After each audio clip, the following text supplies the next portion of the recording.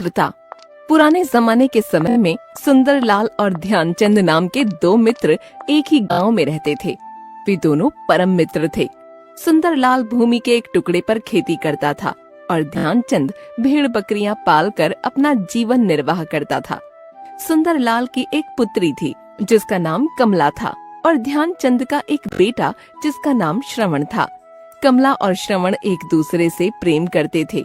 एक ऐसा समय आया कि ध्यानचंद व उनके बेटे की रोजी रोटी भेड़ बकरियों से नहीं होने लगी।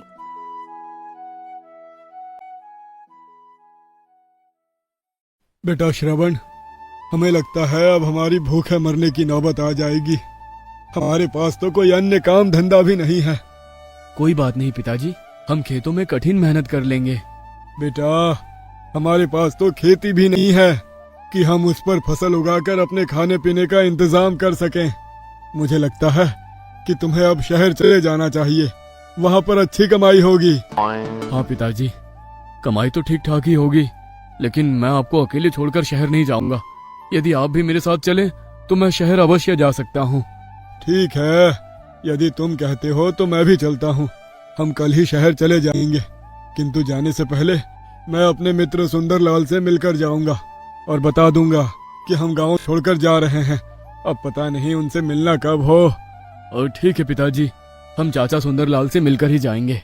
जब अगला दिन हुआ तो श्रवण और ध्यानचंद ने अपना सामान एक पोटली में बांधा और गांव से बाहर जाने से पहले वह अपने मित्र सुंदरलाल से मिलने गए।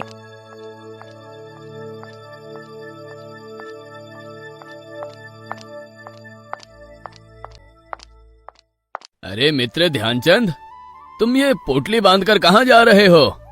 तुम तो जानते ही हो मित्र कि भेड़ बकरियों से हमारा गुजारा नहीं होता। मैं और श्रवण अब गांव छोड़कर शहर जा रहे हैं। हम गांव छोड़कर जा रहे थे तो सोचा तुमसे मिलते चले, फिर ना जाने कब तुमसे मुलाकात होगी। ये तुम क्या कह रहे हो? भला मेरे रहते हुए तुम गांव छोड़कर कहीं जा सकते? अगर मित्र ही मित्र के काम नहीं आएगा तो मित्र होने का फायदा ही क्या? मेरे घर में रहो मित्र। मेरा आधा हृदय तुम्हारा है तो मेरा आधा खेत भी तुम्हारा ही हुआ। तुम जाओ और उस खेत पर खेती करो। यह तुम क्या कह रहे हो मित्र? भला ये कैसे हो सकता है? देखो मित्र, मना मत करना वरना मेरा दिल टूट जाएगा। मैं आज ही अपने खेत के 2 हिस्से कर दूंगा। कल से तुम अपने बेटे के साथ खेत में काम करना शुरू कर दो। धन्यवाद मित्र, मैं तुम्हारे एहसान का बदला कैसे चुकाऊंगा।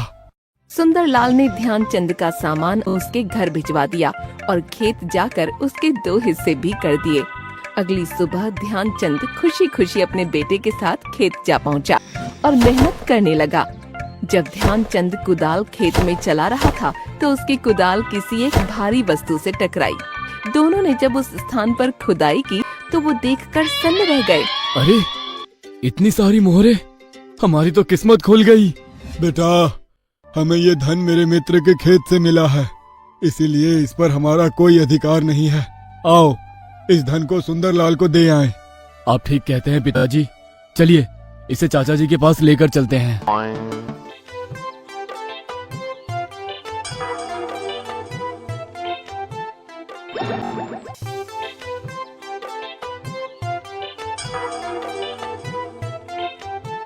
खुशियाँ मनाओ मित्र, अरे खुशियाँ मनाओ, तुम्हारे भाग्य खुल गए। ये सोने की मोहरे हमें तुम्हारे खेत से मिला है। क्या क्या कह रहे हो ये तुम? हाँ मित्र, मैं सच कह रहा हूँ। अब तुम्हें जीवन भर मेहनत करने की जरूरत नहीं पड़ेगी। मुझे मालूम है दोस्त कि तुम कितने निस्वार्थ हो, लेकिन ये धन तुम्हारा है, मेरा नहीं, क्योंकि ये खजाना तुम्हें अपनी जमीन से ही मिला है। मुझे भी मालूम है दोस्त कि तुम कितने उदार हो, लेकिन तुमने मुझे केवल अपनी जमीन भेंट की थी, फिर भला उसके अंदर छिपी हुई संपत्ति मेरी कैसे हुई? दोनों के बीच काफी देर तक बहस होती रही और दोनों ने वो धन लेने से साफ इनकार कर दिया। मित्र, तुम्हारा एक बेटा है और मेरी एक बेटी है। हम दोनों की शादी कर देते हैं और ये मिला हुआ धन इन्हीं को सौंप देते हैं। ईश्वर करे हमारे बच्चों को गरीबी की कभी भी याद ना आए। दोस्त, अरे तुमने तो मेरे दिल की बात कह दी। मैं इस विवाह के लिए बिल्कुल तैयार हूँ। शुक्र है मित्र। आओ दोनों मित्र बैठकर भोजन करें। और फिर उसके बाद विवाह की तिथि पक्की करने के लिए पंडित जी के पास चलेंगे।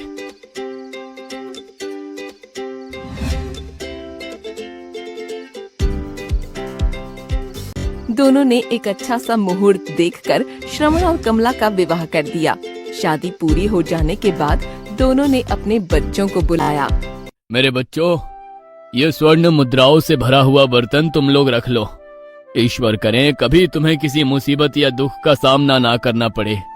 नहीं चाचा जी, हम ये धन अपने पास नहीं रखेंगे। संतान को ऐसी कोई भी वस्तु अपने पास रखना शोभा नहीं देता जिसे उसके पिता ने ठुकरा दिया हो। ये ठीक कहते हैं पिताजी, ये धन हमारे किस काम का? आप दोनों का आशीर्वाद ही संसार के सारे खजाने से अधिक मूल्यवान है। ये तो आप दोनों ही रखिए या फिर गरीबों में बंटवा दीजिए। मुझे लगता है कि इस तरह से फैसला ना हो पाएगा। इसके फैसले के लिए हमें बाबा बैजनाथ के पास जाना पड़ेगा।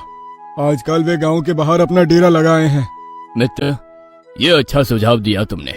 हम लोग कल सुबह ही उनके पास चलेंगे।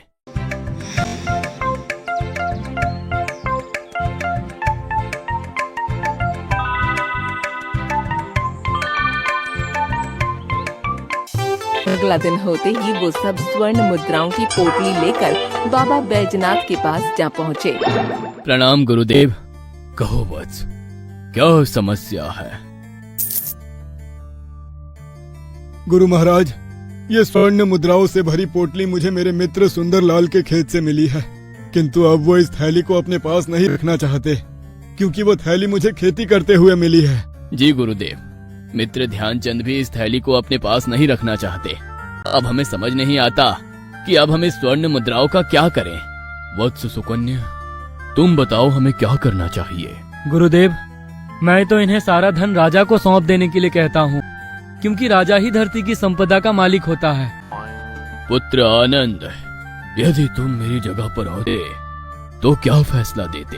गुरुदेव, मेरी अंतरात्मा ने इस समस्या का समाधान इस प्रकार से किया है। मेरी अंतरात्मा ने इस समस्या का समाधान इस प्रकार से किया है कि यदि मैं आपके स्थान पर होता तो मैं इस धन से इस विराम स्थान में एक विशाल छायाकार बाग लगवा देता, जिससे कि उसमें सारे थके हारे गरीब लोग आराम कर सकते और उसके फलों को खाकर भूख प्यास मिटा सकते। तुम्हारा निर्णय न्याय संगत है मेरे बच्चे। तुम ये सारा धन लेकर शहर चले जाओ, वहां से बीज खरीदो और लौटकर शहर चले जाओ, वहां से बीज खरीदो और लौटकर वैसा ही बाग यहाँ पर लगाओ इसकी तुमने चर्चा की है। आपकी आज्ञा सिर माथे गुरुदेव, लेकिन मैं चाहता हूँ कि इन उदार लोगों से आप एक बार पूछ लीजिए। हमें तुम्हारा उत्तर न्याय संगत लगा। हम भी यही चाहते हैं। आप लोग जैसा चाहे इस धन को व्यय कीजिए।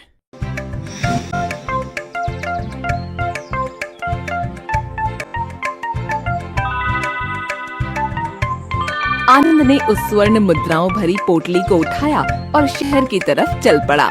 रास्ते में उसे कुछ शोर उस स्वर्ण मुद्राओं भरी पोटली को उठाया और शहर की तरफ चल पड़ा। रास्ते में उसे कुछ शोर सुनाई पड़ा, जैसे असंख्य चिड़ियां दर्द से छटपटा रही हों, दर्द से छटपटा रही हों। उसने सामने देखा तो एक चिड़ियों का व्यापारी पिंजरे में चिड़िया भर कर ले जा रहा था। ठहरिए श्रीमान, मैं आपसे पूछना चाहता हूँ कि आप इतने सुंदर पक्षियों को इतना कष्ट क्यों दे रहे हैं? आप इन्हें कहाँ ले जा रहे हैं? अरे हम इन्हें राजमहल ले जा रहे हैं। अरे हम इन्हें राजमहल ले जा रहे हैं। राजा को पक्षियों का मांस बहुत ही पसंद है, इसीलिए राजा इन पक्षियों के बदले मुझे 1000 सोने की मुद्राएं देगा। चलो हटो, मेरा रास्ता छोड़ो। तो क्या सारे पक्षी राजा के भोजन के लिए मौत के घाट उतार दिए जाएंगे? नहीं नहीं, मैं ये नहीं होने दूंगा। मैं ये नहीं होने दूंगा। अगर मैं आपको राजा से दुगना धन दूं, तो क्या आप इन पक्षियों को छोड़ देंगे? अरे हटो, तुम फूटे हाल। अरे हटो, तुम फूटे हाल आदमी, भला राजा से दुगना धन कैसे दे दोगे? मैं आपसे कोई मजाक नहीं कर रहा। आपको भरोसा नहीं है आपको भरोसा नहीं है तो ये देखिए, यदि आप इन सारे पक्षियों को छोड़ दें तो मैं इतना सारा धन आपको देने के लिए तैयार हूँ। यदि आप इन सारे पक्षियों को छोड़ दें तो मैं इतना सारा धन आपको देने के लिए तैयार हूँ। अब मुझे मंजूर है। इसके बाद व्यापारी ने पिंजरे खोल दिए। इसके बाद व्यापारी ने पिंजरे खोल दिए और इसके बाद व्यापारी ने पिंजरे खोल दिए और मंजूर है। इसके बाद व्यापारी ने पिंजरे खोल दिए और सभी पक्षी आकाश में उड़ने लगे। उसके बाद आनंद ने धन की पोटली व्यापारी को देते हुए कहा, धन्यवाद श्रीमान, अभी ये सारा धन आपका हुआ। धन लेकर व्यापारी वापस लौट गया और आनंद भी खाली हाथ अपने गांव की तरफ लौटने लगा।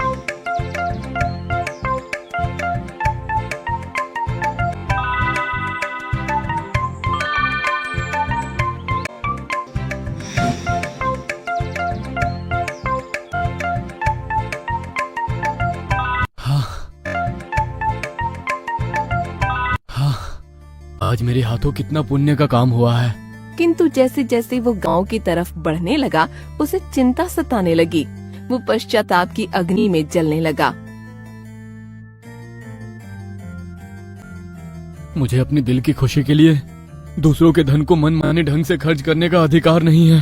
अब मैं गांव जाकर गुरुदेव और उन उदार लोगों को क्या जवाब दूंगा। धीरे धीरे शाम ढलने लगी और एक पेड़ के नीचे आनंद बैठ गया। उसे नींद आ गई और वो सो भी गया तो सपने में उसे एक पक्षी दिखाई दिया। हे मनुष्य, हम साधारण चिड़ियाएं नहीं हैं, हम देवलोक की अप्सराएं हैं जो एक ऋषि के श्राप के कारण चिड़िया बन गई थीं। मानो तुमने मात्र हमें पिंजरे से नहीं बल्कि श्राप से ही मुक्त करवाया है। तुम चिंता मत करो, आपसे ही मुक्त करवाया है। तुम चिंता मत करो, तुम्हारा कार्य करवाने में हम तुम्हारी पूरी सहायता करेंगे।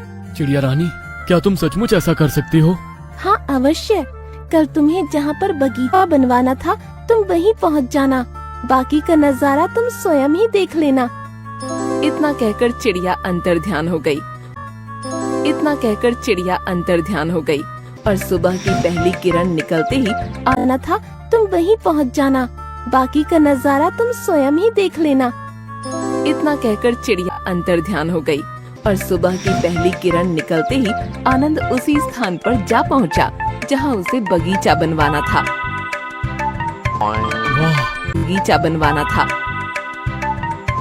वाह, कितना अद्भुत नजारा है। चिड़िया रानी ने तो सचमुच कमाल कर दिया। कितना अद्भुत नजारा है। चिड़िया रानी ने तो सचमुच कमाल कर दिया। कितना अद्भुत नजारा है। चिड़िया रानी ने तो सचमुच कमाल कर दिया। कहीं मैं सपना तो नहीं देख रहा। जैसा कि चिड़िया ने कहा था, वहाँ पर वृक्षों, नदी, तालाबों का अद्भुत नजारा था। चारों तरफ हरियाली ही हरियाली थी, जिसे